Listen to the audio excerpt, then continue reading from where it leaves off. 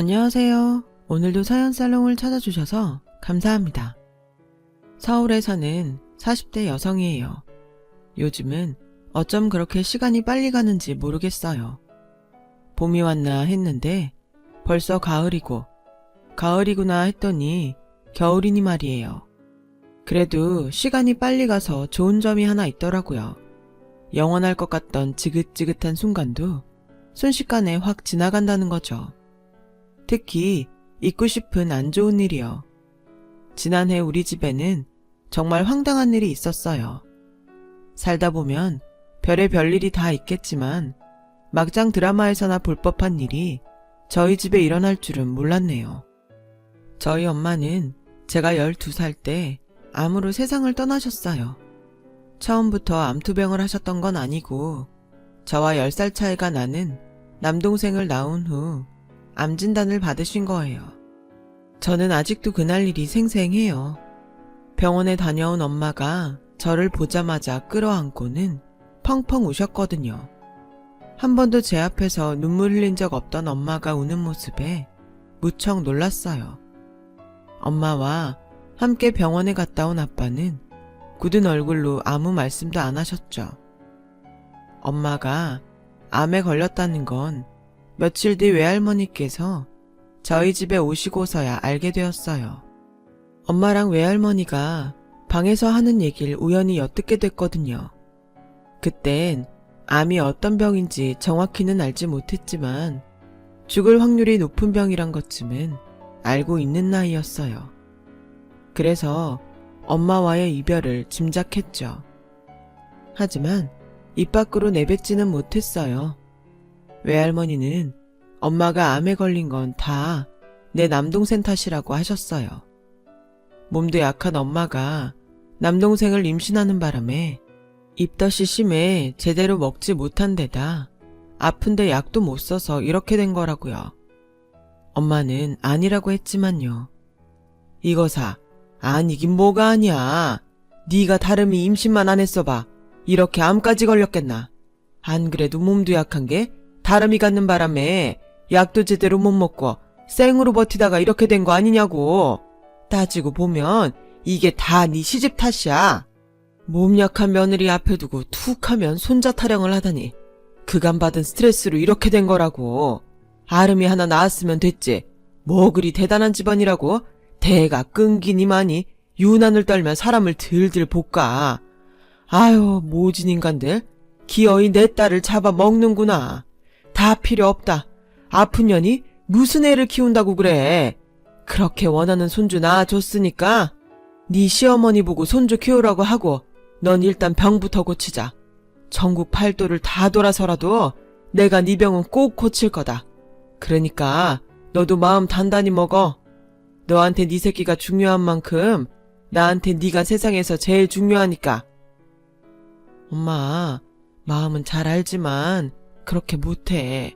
가는 날까지 내 아이들은 내 손으로 키우고 싶어. 죽는 순간까지 아이들 모습 눈에 담아가고 싶단 말이야. 아유 불쌍한 년. 한창 젊은 나이에 어쩌자고 그런 몹쓸병에 걸려선. 그날 엄마와 외할머니는 부둥켜 안고 한참을 우셨어요.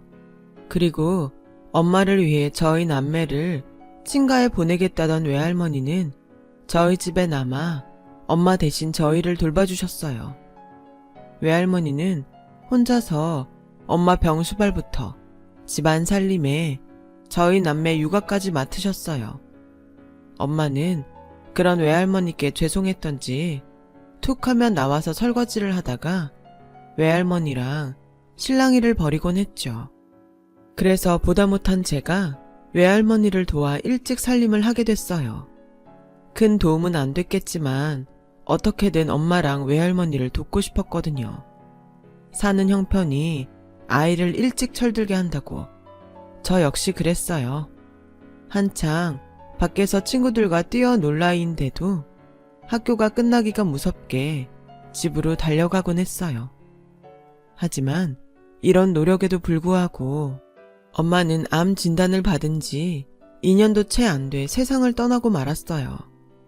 안 좋은 일은 연이어 찾아온다고 엄마가 돌아가시고 얼마 안 돼서 저희 식구는 이사를 해야 했어요. 엄마 병원비를 대느라 돈이 많이 들어서 집을 팔고 전셋집으로 옮겨야 했거든요. 엄마와 정이 들었던 집을 떠나 좁은 집으로 이사를 오고 보니 엄마의 빈자리가 더 크게 느껴졌어요.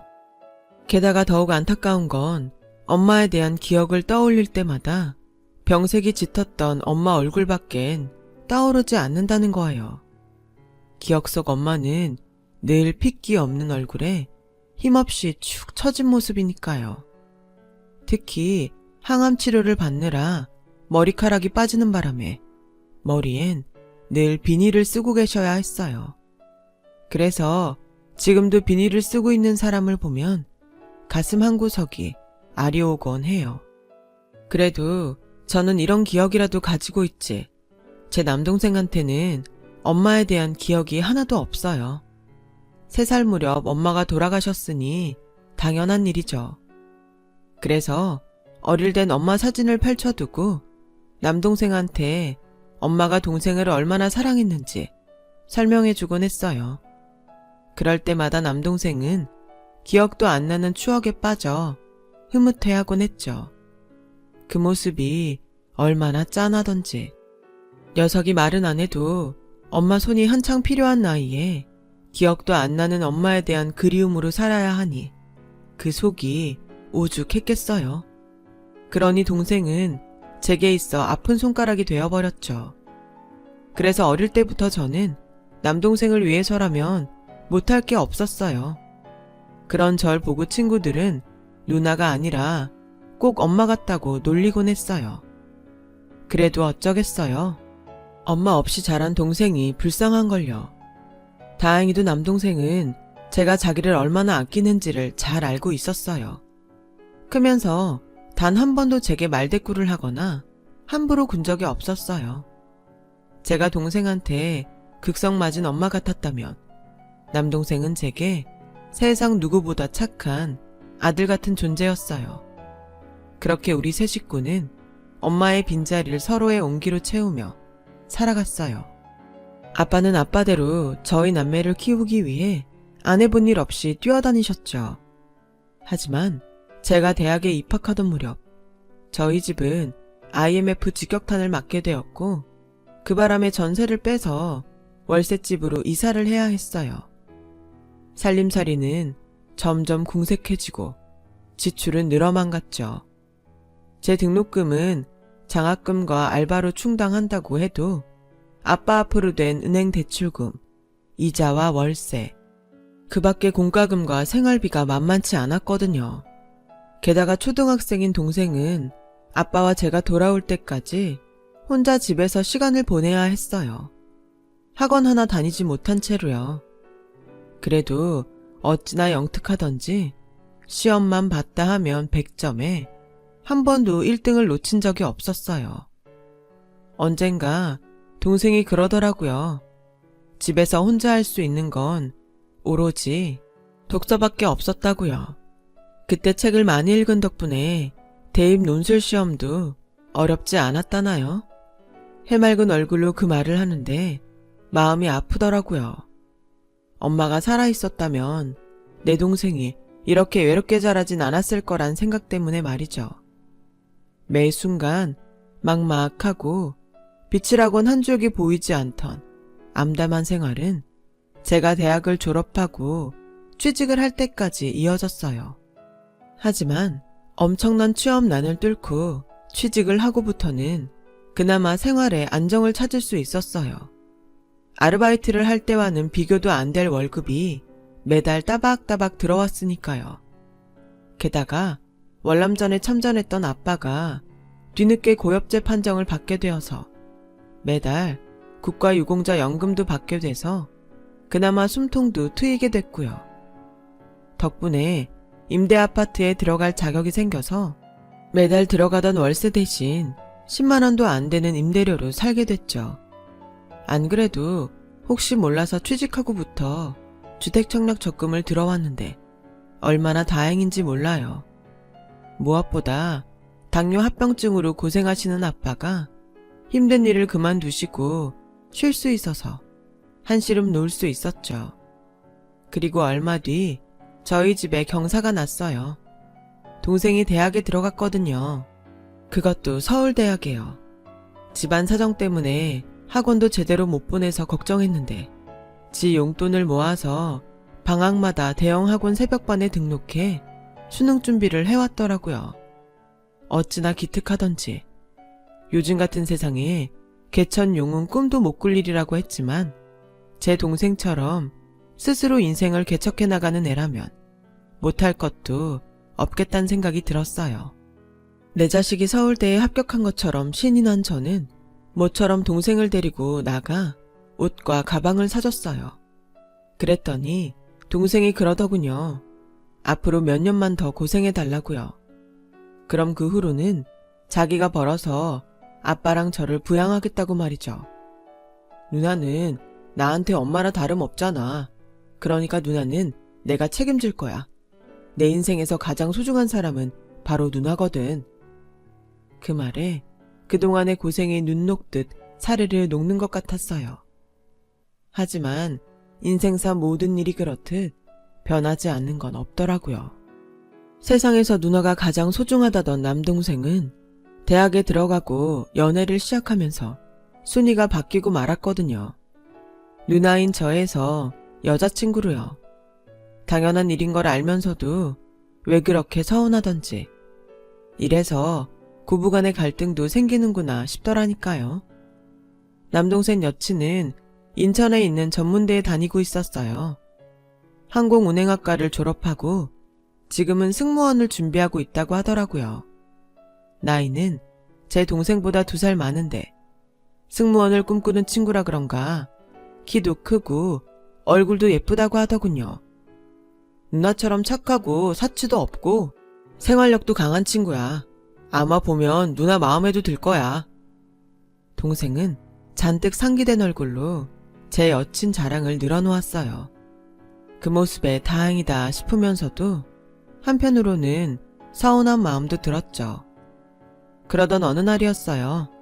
하루는 남동생이 자기 여자친구를 소개시켜 준다며 제 직장 근처로 둘이 찾아왔지 뭐예요. 갑작스런 방문에 조금 당황하기는 했지만 언제 봐도 봐야 할 처지였기에 기쁜 마음으로 약속 장소를 향했어요. 나가보니 동생 말대로 모델처럼 키도 크고 예쁘더라고요. 늘 어린아이 같던 남동생은 지도 남자라고 여자친구 앞에서는 꽤 무게를 잡고 어른스럽게 행동했어요. 그 모습이 어찌나 귀엽던지 속으로 한참을 웃었다니까요. 처음엔 서먹서먹했지만 같이 저녁도 먹고 맥주도 한잔 하다 보니 남동생이 왜 좋아하는지 알겠더라고요. 목소리도 사근사근하고 분위기도 잘 맞추고 성격이 좋아 보였어요. 옷차림도 수수한 게 동생 말대로 사치도 없어 보였고요. 나도 모르게 이런 여자라면 올케로 들어와도 괜찮겠다 싶었죠. 더군다나 남친 누나인 저한테도 구김없이 어찌나 싹싹하게 잘하는지 함께 있는 시간이 즐겁더라고요. 그런데 이런 생각은 저만 했던 게 아닌 모양이었어요. 나중에 남동생이 그러는데 여자친구도 저를 무척 마음에 들어 했다더라고요. 그래서 그날 이후 우리는 종종 만나서 같이 영화도 보고 맥주도 마시고 여름에는 워터파크도 같이 다녔어요. 그렇게 행복한 날이 이어지던 어느 날, 글쎄 남동생 앞으로 군 입대 영장이 나왔지 뭐예요. 어린 동생을 군대에 보내게 된 저는 걱정이 앞섰어요. 혹여 군대에서 가혹행위라도 당하면 어쩌나, 훈련 중에 다치지는 않을까, 그런 걱정을 하면서요.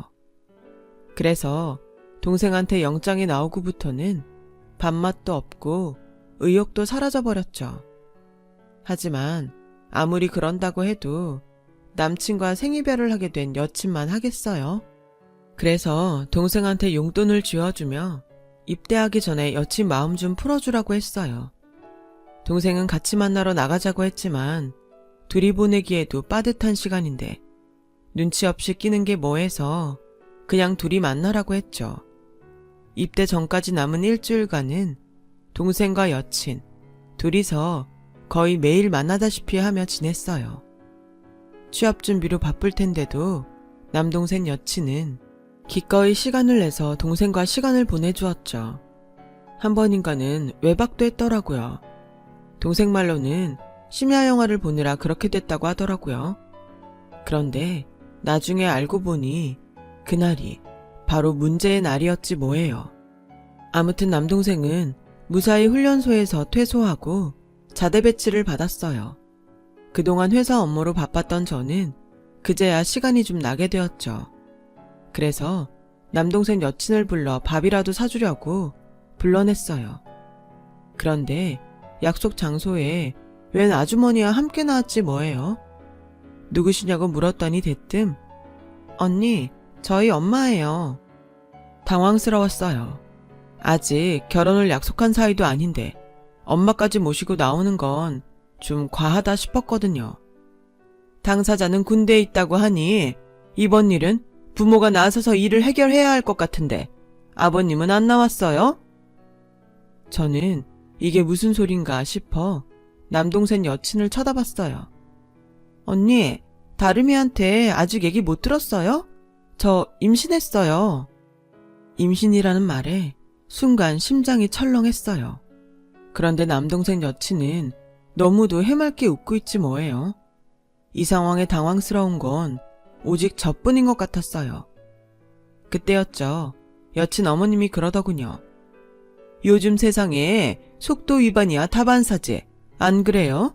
사실 나도 우리 애 속도 위반으로 나왔어요. 그래도 보세요. 얼마나 이쁘게 잘 키웠어요. 그러니 너무 걱정은 마세요. 게다가 학생이라고는 해도 서울대 출신인데 취직이야 못하겠어요? 물론 그때까지는 시댁에서 지원을 해줘야 하겠지만요.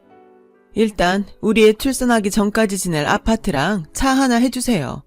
임산부가 대중교통을 이용하는 건 좀 그렇잖아요? 안 그래요? 네? 아파트랑 차라뇨? 어머, 그럼 그 정도도 안 해주려고 했어요? 앞길 창창한 애 임신시켰으면 그 정도는 해줘야죠. 우리 애 스튜디오스 되려고 그동안 얼마나 노력했는지 알아요? 그런 애가 임신하는 바람에 취업도 물 건너간 판에 그 정도도 못 받아요. 그쪽도 여자라면서 젊은 사람이 설마 혼자 임신이라고 색안경 끼고 보는 건 아니죠? 그런 거면 나 못 참아요.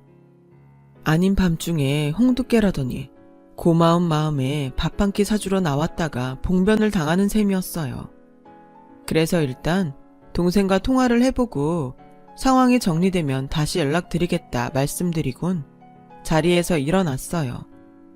집에 오는 내내 너무 심란해서 정신이 하나도 없었어요.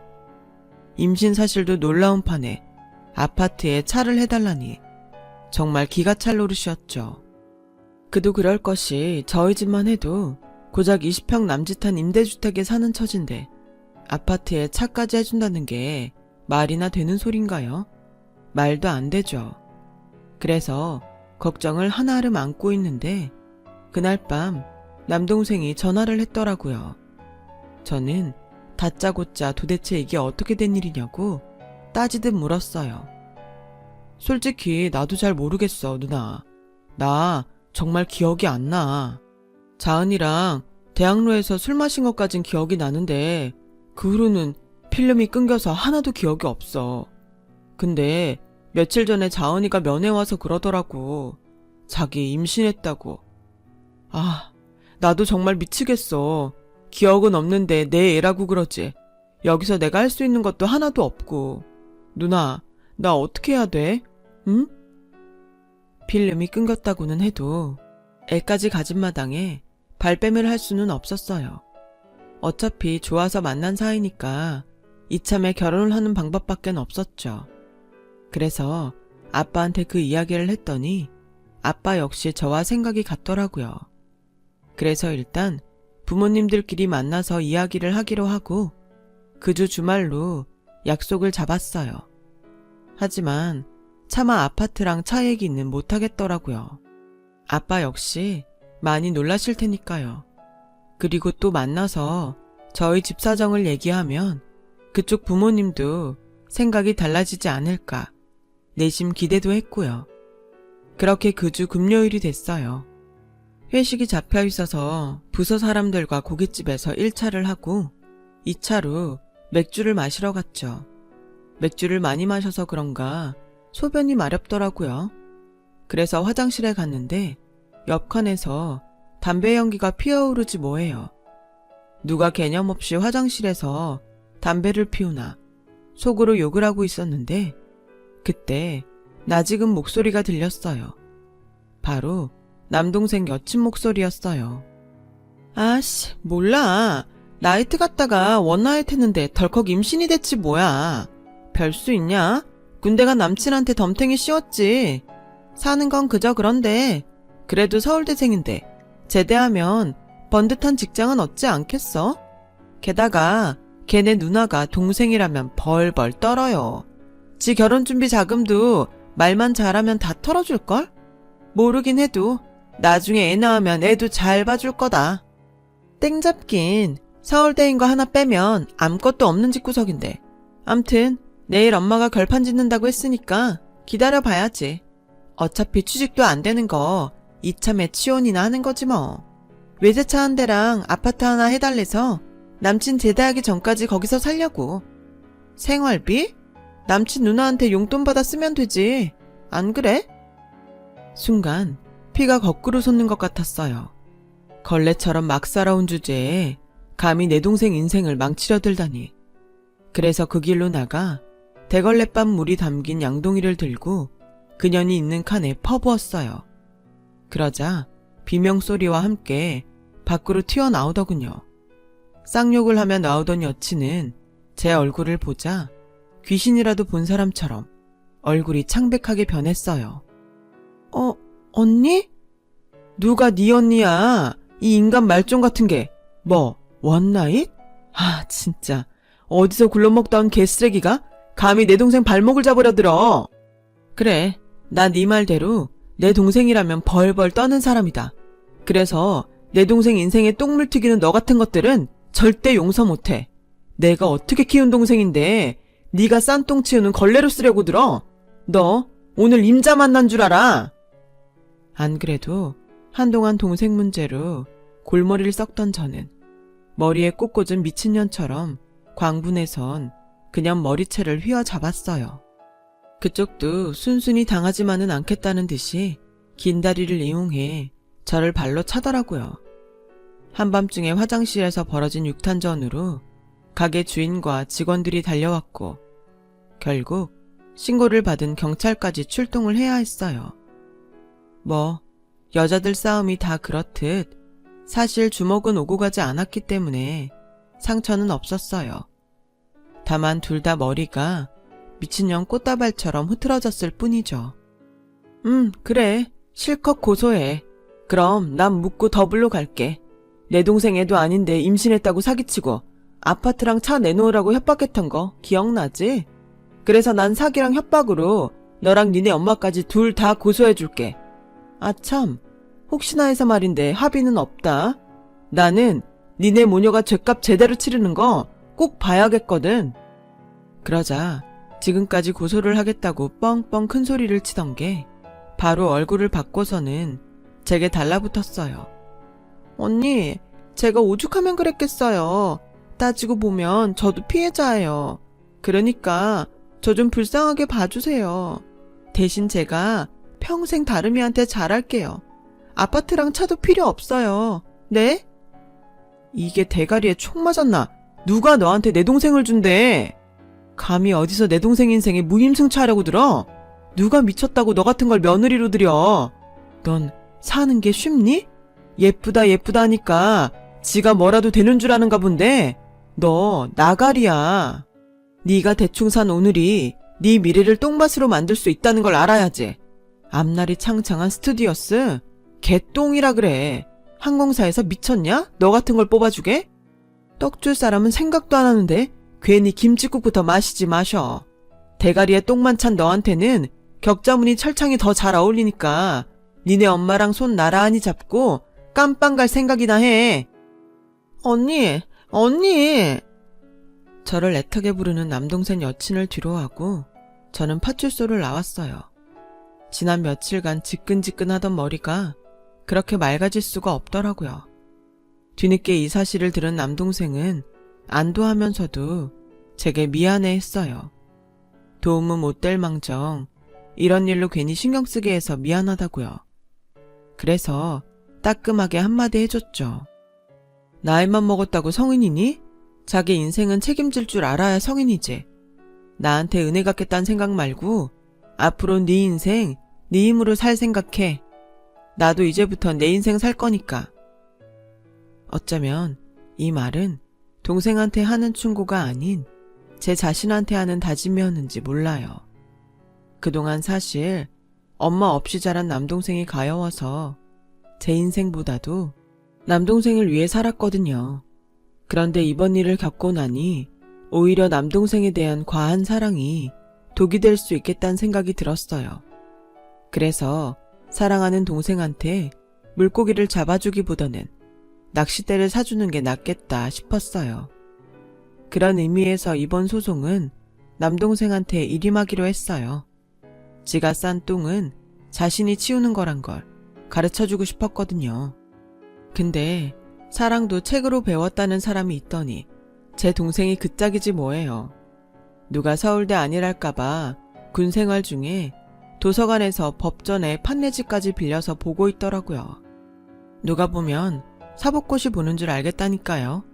그 좋은 머리는 왜 공부하는 데만 쓰는 건지. 무료 법률공단에 자문하면 쉬운 일인걸. 어쨌거나 저쨌거나 제 동생 인생의 첫 낚시질이 어떤 결과를 가져올지는 두고 봐야겠어요. 옆에서 말없이 지켜보려니 제 입이 근질근질하긴 하지만요. 저도 제 자신을 챙겨가며 새 식구 힘차게 잘 살아가 보려고 합니다. 지금까지 제 사연을 들어주셔서 감사드려요.